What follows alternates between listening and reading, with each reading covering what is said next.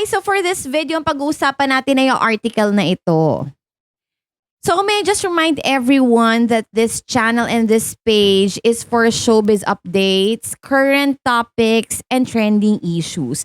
Na kung hindi nyo po gusto yung niche namin, you can skip anytime. Ito po kasi talaga ang aming niche. No? Hindi ko po pwedeng ibahin yun dahil hindi po ako may-ari ng channel na ito. Okay? At saka bayad po ako, maganda po ang sweldo ko dito. Kaya kahit ano pong sabihin nyo sa comment section, wala po akong pakialam. So anyway, hindi naman lingid sa kaalaman ng karamihan na a couple of years ago ay parang nagkaroon ulit ng mutual understanding itong si Carlo Aquino at saka si Angelica Panganiban dahil meron silang movie project together at karamihan nga ng mga sumubaybay sa kanila mula nung pagkabata nila, lalo na yung mga batang 90s, talagang kilig na kilig dahil akala nila ay may for the return na talaga.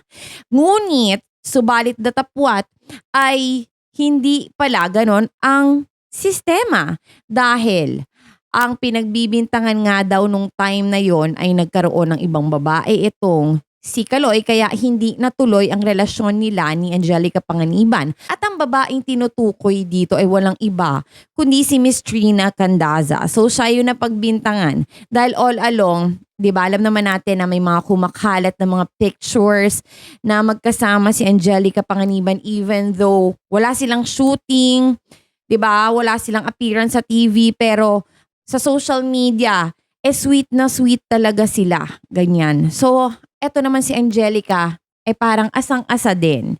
So parang bumalik din yung pagtingin niya kay Carlo Aquino dahil sinusuyo siya ni Carlo. Unang-una na dito ay nagpupunta si Carlo sa bahay nila. Okay? At merong mga holidays na magkasama sila nagsiselebrate sa bahay ni Angelica Panganiban. If I can remember, Christmas yata. At meron din mga kumakalat na pictures na spotted sila together in public, together with their friends. Tapos yung pagtitinginan nila sa bawat pictures na pinupost nila together sweetness overload talaga na it seems like sagot na lang talaga ni Angelica yung kulang. 'Di ba? So, nung time na yon ay parang nanunumbalik ang pagtingin ni Angelica. Hindi naman natin yan makakaila sa mga post niya sa social media. No? But then, bigla na lang nagpasabog ang lola mo ng mga parinig na posts na parang galit na galit siya bigla kay Carlo Aquino.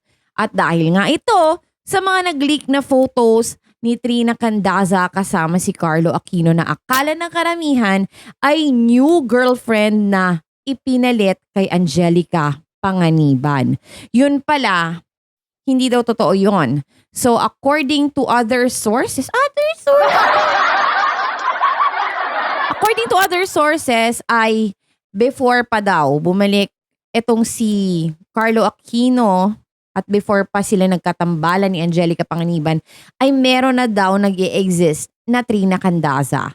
So talagang nandyan na siya at karelasyon niya si Carlo Aquino. So ano yun? Ini-eme-eme lang niya si Angelica Panganiban. Diba? Pwede din. Pwede din na ganon dahil nga ninja moves, dahil gusto nga niya makabalik sa limelight. Dahil nga before that, ang tagal-tagal naging missing in action itong si Carlo Aquino at hindi natin alam kung ano nangyari sa buhay niya. But then, bumalik nga siya bigla at ito nga ay naisipan silang pagtambalin ni Angelica Panganiban dahil maraming mga fans ang naghahangad na baka sakaling magkabalikan sila, di ba? So, ang dami talagang kinilig. Even ako, hindi naman ako fans. Pero, nung nagkaroon sila ng movie project together, talagang wow, for the return. Di ba ganun yung mga usual na magiging reaction? Pero kung hindi ganun, bahala ka sa buhay mo. So, anyway, so parang inabang-abangan ko pa siya. Tapos yung mga updates sa kanila, syempre nakasubaybay tayo, di ba? At ayun nga, marami silang pinupost ng updates together sa kanilang mga social media accounts. So parang ako naman, talagang asang-asa din ako na baka nga manumbalik sila. Pero nung time na yon, nung nag-release ng mga hate posts and tweets, etong si Angelica ay parang nainis din ako kay Trina. Kasi parang, ano ba naman tong girl na to? Diba? Parang, ano ba yan? Bigla na lang may sumulpot na naman. Way before pa, ang nababali-balitaan natin, talagang playboy na talaga itong si Carlo Aquino. So what do you expect? Talagang hindi natin maiisip na may girlfriend na pala siya bago siya bumalik para emehin si Angelica Panganiban. 'Di ba? Hindi naman natin alam na meron pala talaga siyang girlfriend. So iba naman ang sitwasyon ngayon. Kasi ang sitwasyon noon is pinagpapalit niya yung mga girlfriends niya. Pero ang sitwasyon ngayon nagsinungaling siya sa publiko at dito kay Angelica na may girlfriend talaga siya. Biruin mo, kinikilig ka doon sa lalaking inieme ka lang pala, kakaloka. Tapos yung girlfriend mismo, which is si Trina Candaza, alam niya yung ginagawang sistema ng kanyang boyfriend at sinabi nga niya na nananahimik lamang daw siya dahil nga gusto niyang suportahan yung career ni Kaloy.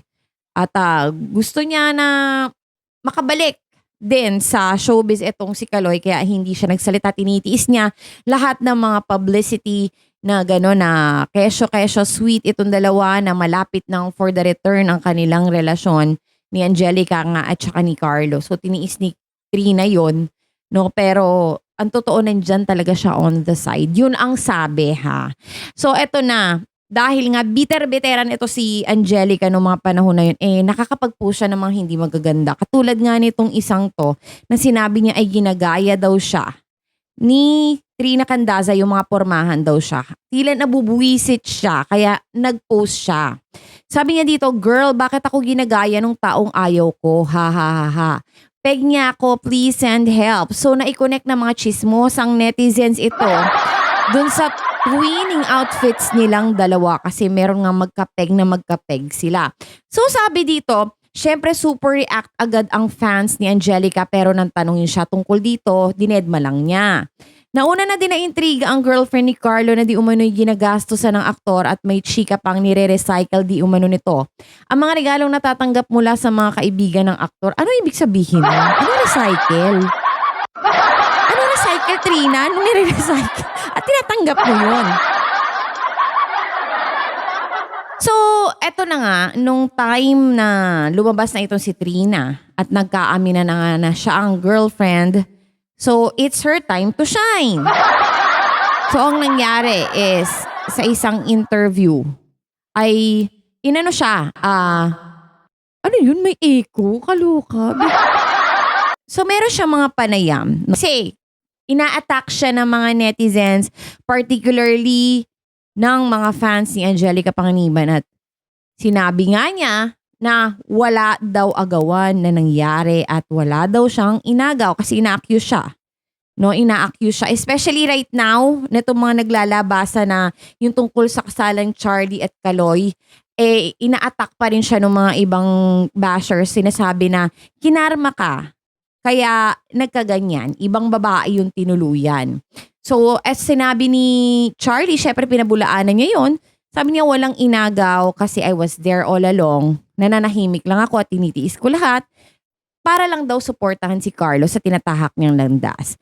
So ito naman tungkol kay Charlie at saka kay Trina, wag din natin silang i-judge na pinagpalit ni Carlo itong si Trina kay Charlie. Baka itong si Charlie kasi nagkamabutihan sila nung time na ilang months nang hiwalay din ito si Trina. So siguro time na rin to move on, di ba? Hindi naman kasi yan may kakaila na overhype lang talaga natin dahil mga artista ito, mga pinag-uusapan. Pero nangyayari din ito sa mga ordinaryong tao. So pagbigyan na natin sila, let's just be happy for them. At kung ano man ang mangyayari, consequence na ni Charlie yun. Siya din naman yung magdudusa doon. So gets, thank you so much for joining me. I'll see you on my next vlog. Bye-bye.